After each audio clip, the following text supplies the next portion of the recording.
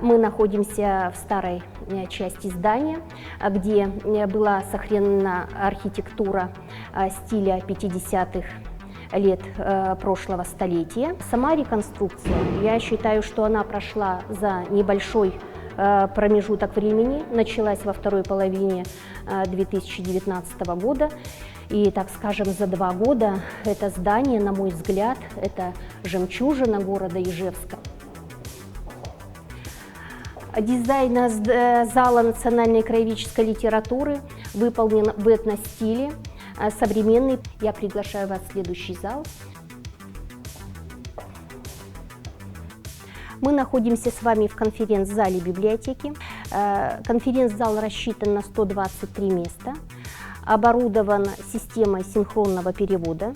Мы находимся с вами в читальном зале редкой и ценной книги. Фонд национальной библиотеки особо ценных книг – это 7000 экземпляров.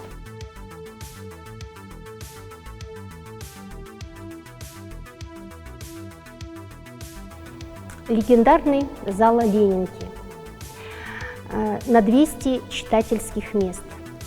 Сейчас он тоже изменился, но сохранил свое великолепие. Добро пожаловать в Национальную библиотеку Удмуртской Республики. Мы ждем вас.